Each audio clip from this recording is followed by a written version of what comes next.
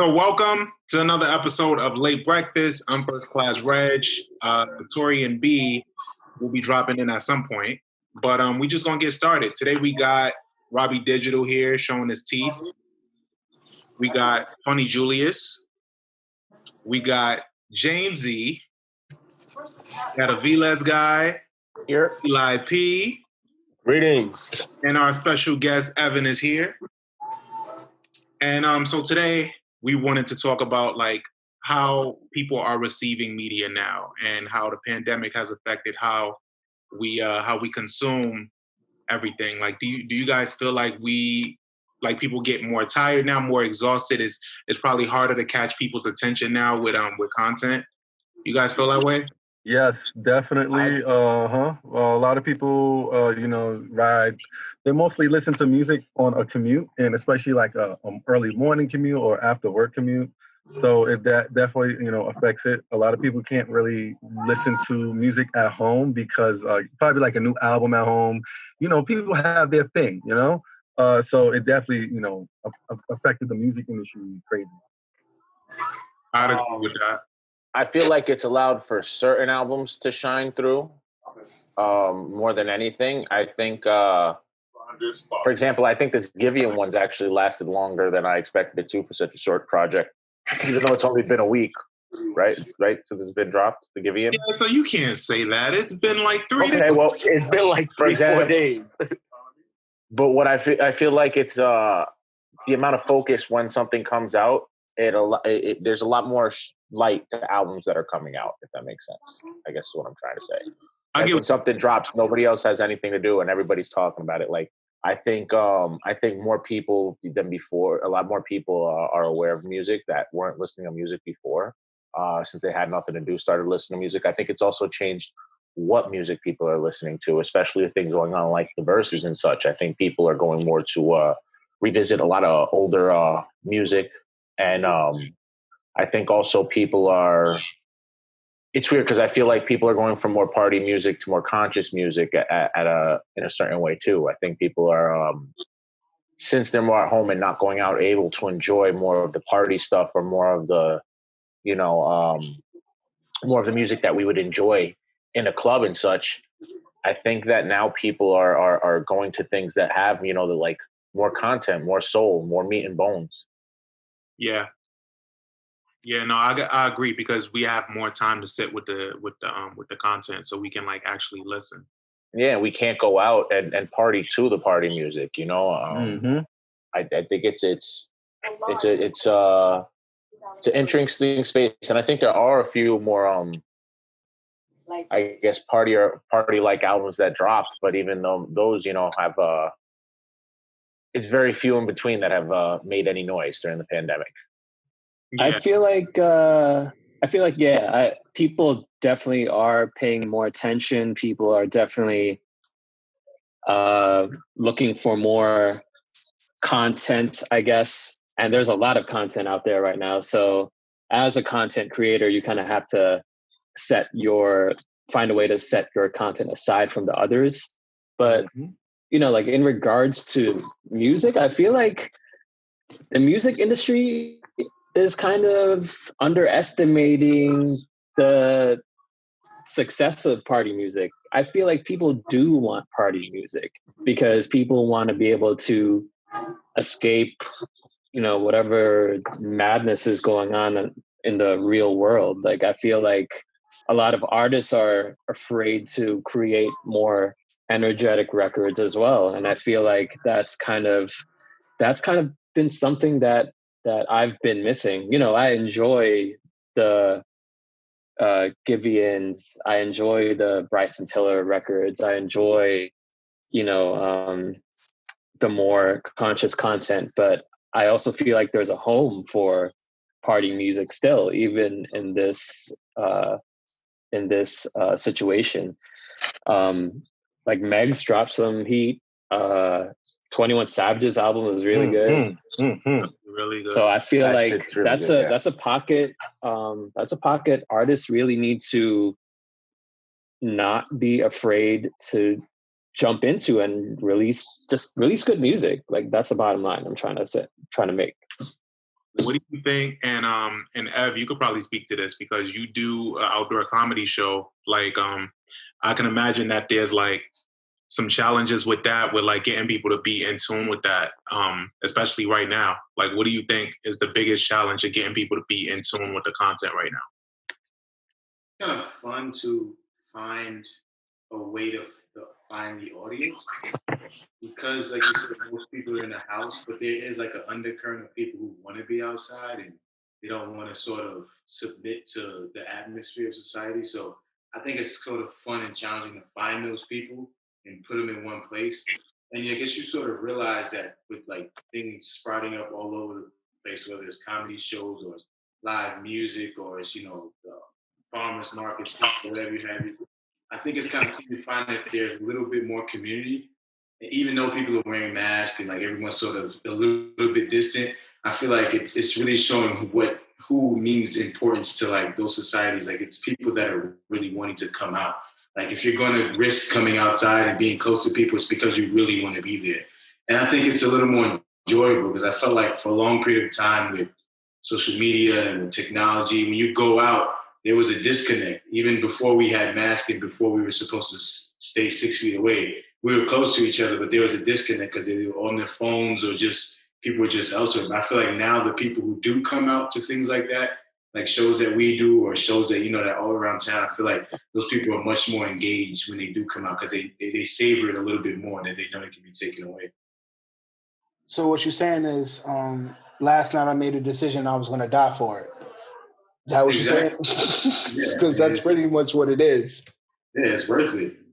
I agree. I think there's been a lot of big differences. Me being a content creator and the content I wanted to do as far as like I do a show, Sneaker Shopping, and I do Just Kicking It 101, and we were going to different stores and that kind of stopped. So we had to try to figure out how to create new content through that and creating like secret conversations. And then we watched Zoom take off. We watched Twitch take off. In true essence of music, cream rises to the top. So we watched certain artists who were so used to just putting out music after music after music didn't get the same regard as other artists who do the same but take a better time curating it. I mean, Griselda hasn't stopped at all, and every album they put out has slapped collectively. And you would think during a pandemic with 3 different artists, including them being a group, four now, including shout out to Bodie James, like you would think. Well, no, that's 5. Armani. Shit, I was thinking about Bodie James because he put out a project too. Yeah. So you would think just what does that look like for certain artists? But I think when you have taken time to curate your sound, it breaks through and you don't have too much to worry about. I mean, I definitely like this Jay Electronica album better than the one I got earlier this year because I really I get to hear him. Yeah. Like, what do you want me to tell you? Wait, Danny, why is that so funny? I just find enjoying a Jay Electronica album funny.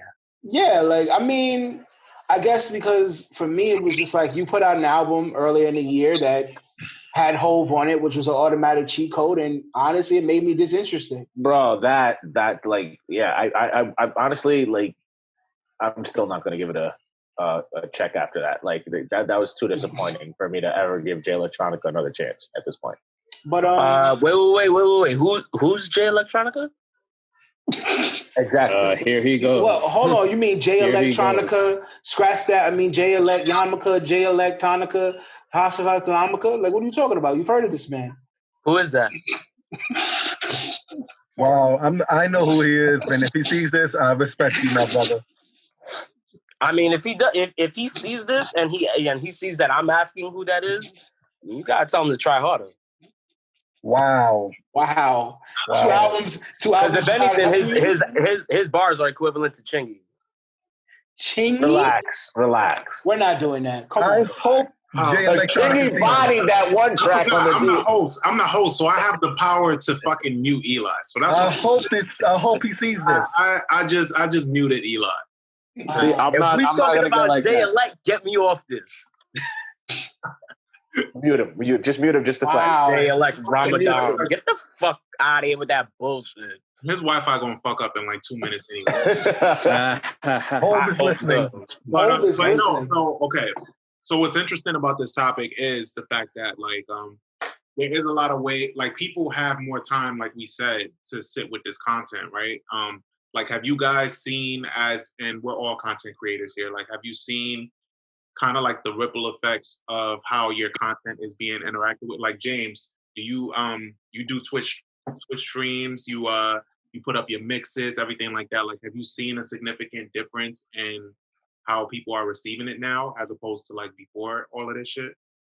Yeah, absolutely. As far as Twitch streams, DJ sets and stuff like that, I feel like there's more of interest in DJs playing more deeper cuts, B-sides, and just more, like more vibey sets versus before when like I would go to a spot, I would have to do basically, like it would be like 70% records that are popular at the moment. But now, and I chalk this up to someone like D-Nice, who basically became America's DJ essentially.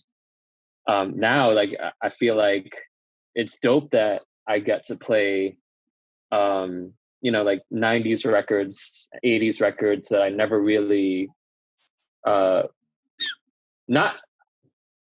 wasn't able to play, but records that I was kind of thinking twice about touching before. So now it's kind of fun to play, SOS Band in a set, play Cameo, play fucking Luther Vandross records that aren't never too much. You know what I mean? Yeah. So and that's so I'm there for. That's what I go up for. I'll be wanting that. Exactly. And it kind of leads me to this next point. Well, okay, let me just get the streaming topic out of the way first before I segue. Mm-hmm. So I feel like it also creates a fun atmosphere where you really get to know your audience and what their tastes really are and what they kind of expect from you. And it also kind of allows you to create bonds with other DJs, especially around the country that you never would have had access to interact with prior to this. But then switching gears back to the topic of, like basically dance music, soul music, R&B music, I feel like that's a pocket that nobody in the music industry is touching right now. Like I said, D-Nice is America's DJ. D-Nice has like, 2-3 million followers. This dude is on Instagram Live every other day playing like basically like funk, dance music, soul music. And I haven't seen one single artist tap into that. Not one single R&B artist tap into that. I don't know, maybe there's a lack of producers that do that type of music, but I'd like to see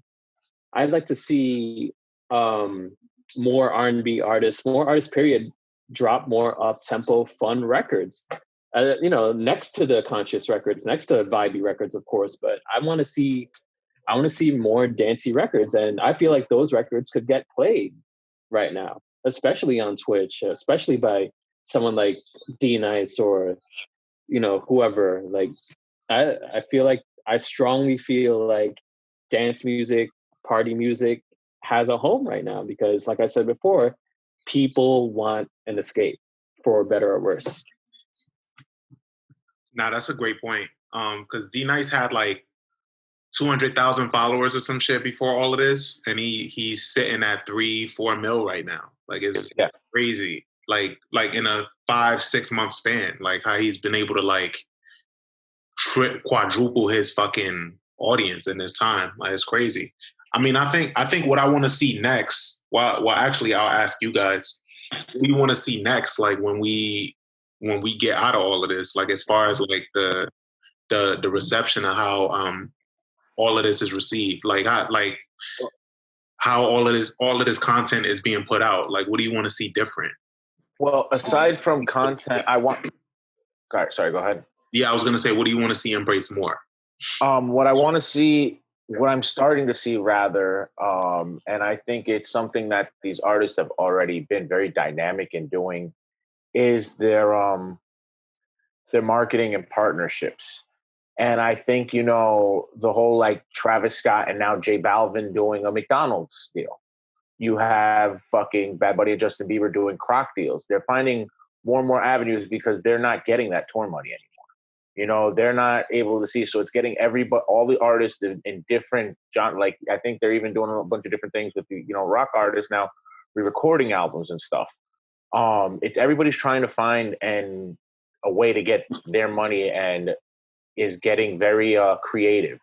I want that creative energy that they've had to, get on their toes during this season to continue and to propel everybody, because I think when everybody's in that, we got to figure out how we're going to eat mode, that's when the best creativity comes from them.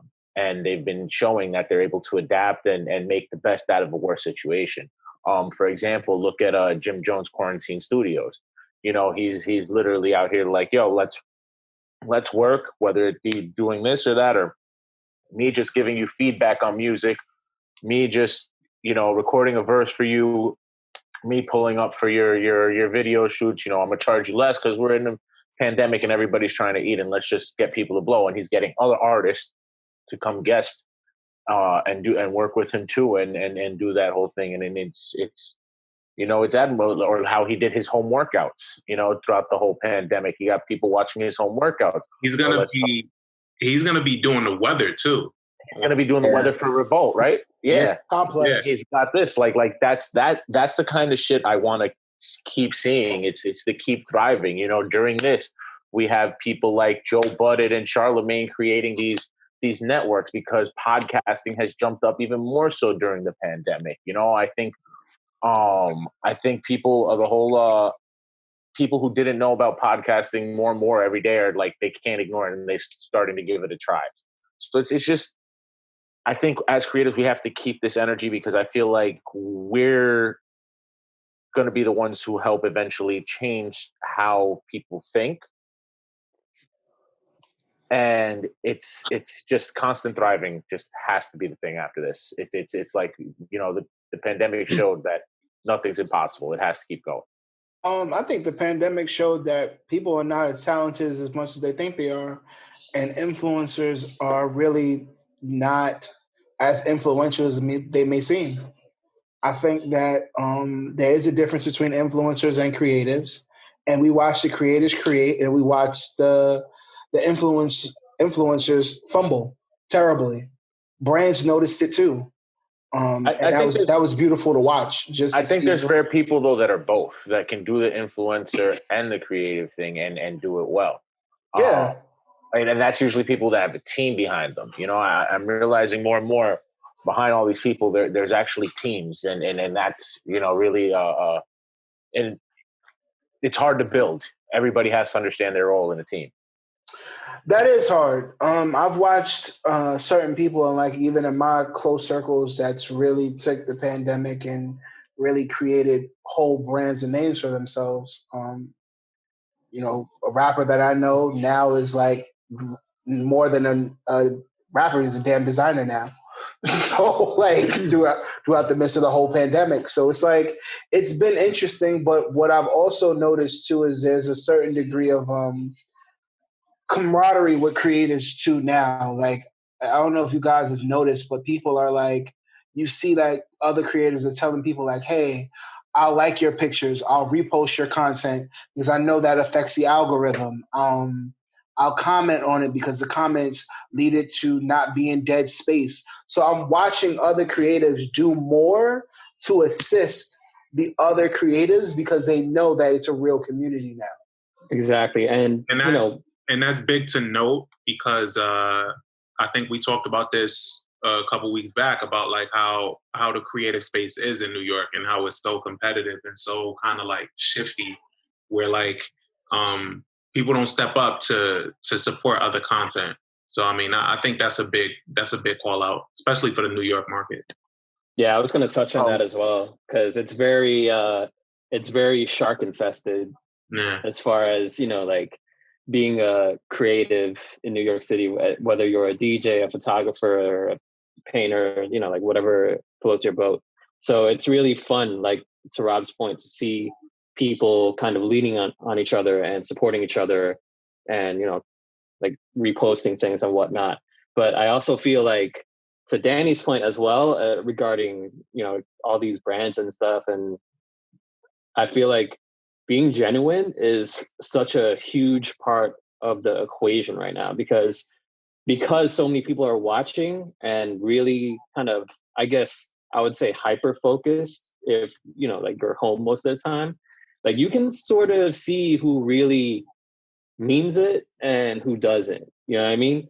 So that's why you're seeing a lot of independent creatives kind of rise to the top more.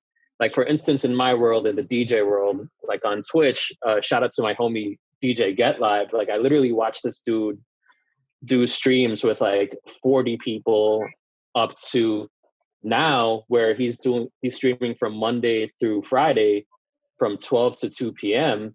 and he's got like upwards of 300 people locked in every single day.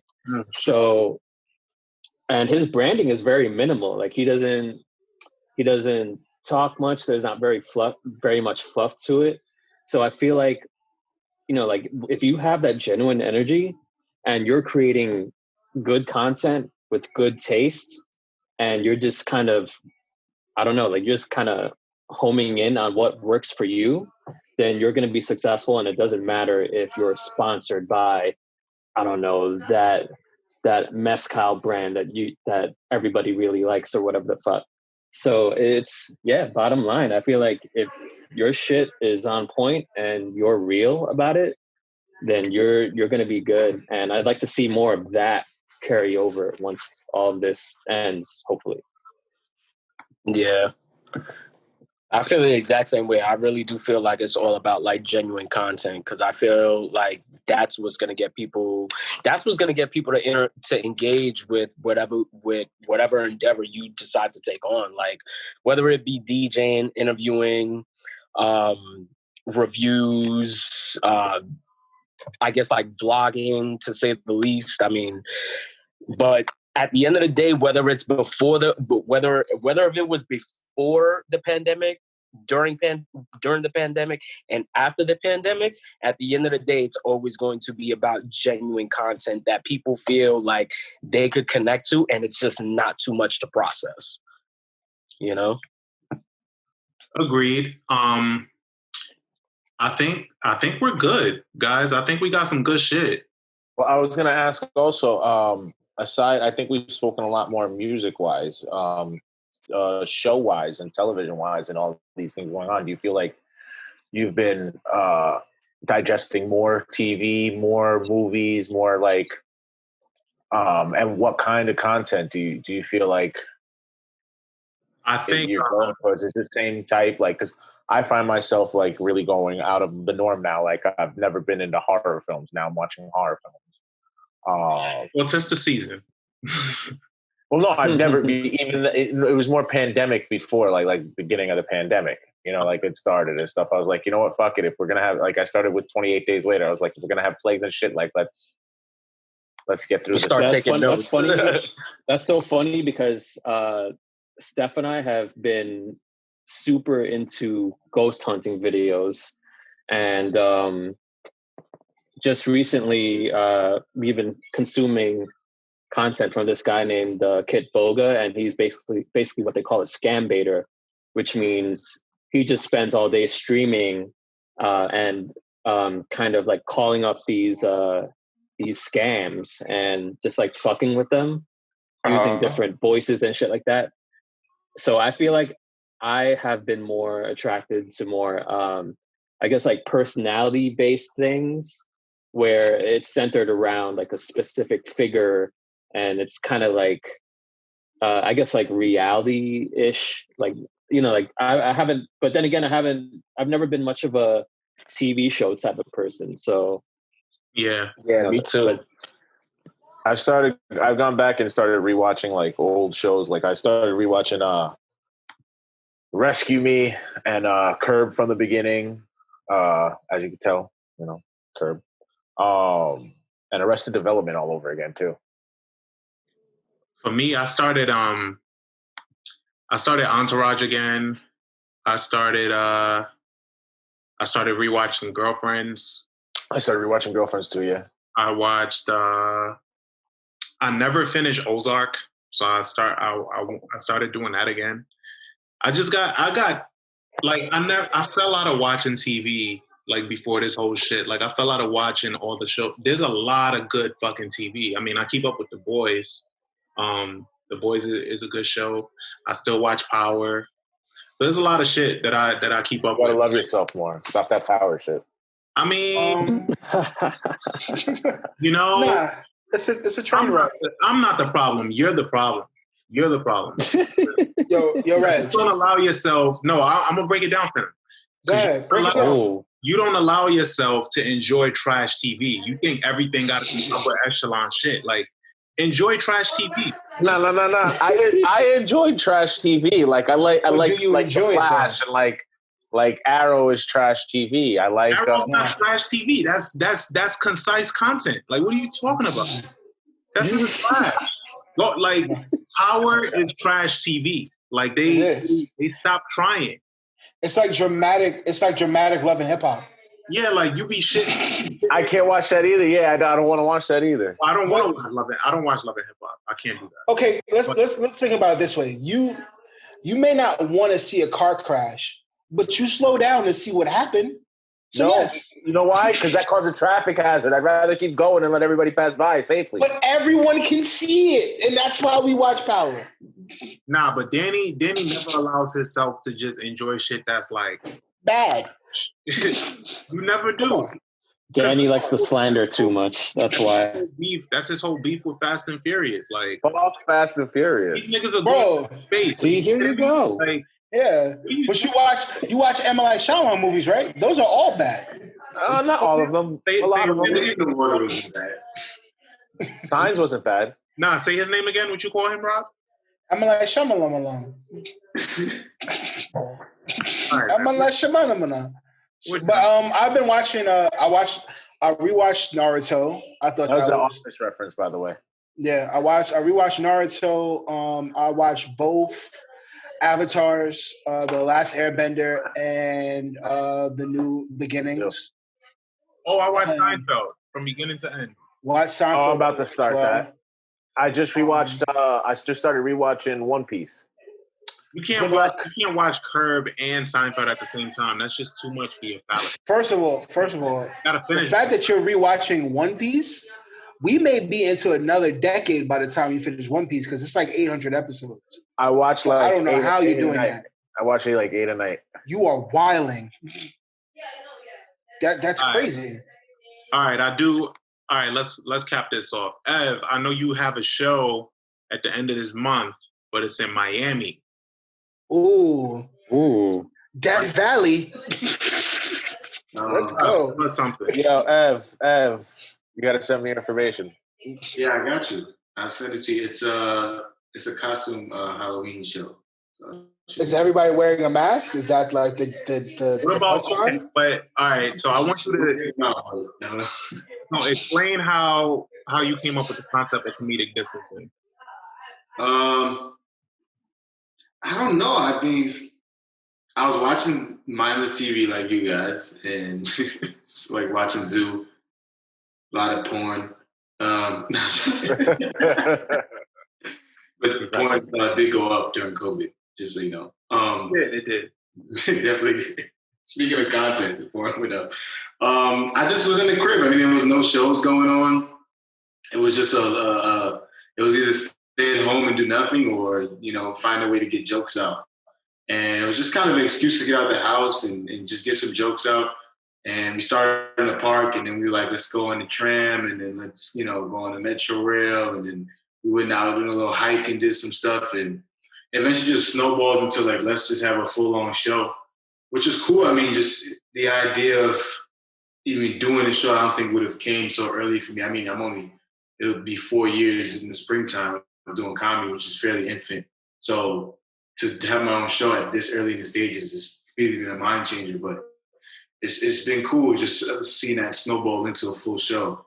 So I think the idea just came from either stay at home and do nothing, or find a way, like you said, just be creative and do something, period. So it's kind of like a fight or flight thing, which I really enjoyed about the whole, COVID experience. It's just been like, if you really want to do something, you have to find a way to do it. And if you don't, I mean, you can sit at home and make the excuse that you're scared or whatever it is. But I think if you invite them, like they said in the movie, they'll come, and it's been going good. So we'll have the Halloween show in Miami. Hopefully we'll do a show in Texas after that, and then just going to try to go on tour, I guess. Yeah. As crazy as that sounds, like it's doable right now, honestly. Like, especially with the concept. As long as you keep fucking with that concept, you're good.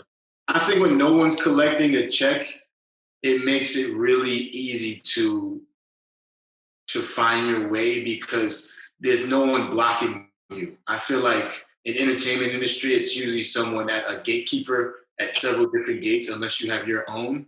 And I think when there's no gatekeepers, because everyone's at home, it makes it easier if you want to go out and do something on your own, because there's no one to tell you no. Like my main fear when we first did the show was like, are we going to get shut down by the police? It was like the end of sort of the beginning, but first wave end of the, of the protest. And I didn't want to, be, looked at as a protest. I was nervous about that. But I think once I gained up the confidence to say, let's just do it, I think the waves just move themselves. So I think right now that everyone's at home, there are gatekeepers to say you can't do this or you can't do that. I think it makes things much easier to just create. Liddy, and I'm trying to figure out if I'm getting my ticket, but I'll let you know. So we have reached the end. We got a lot of good shit, and I want to thank you guys for pulling up, because you're missing the game to be here. I'm about to go watch the game. So we're gonna log out. This has been Late Breakfast, everybody. I'm First Class Reg. Julius stayed the whole time. Wow. Thank you, Julius. And we're out of here. Peace. Later.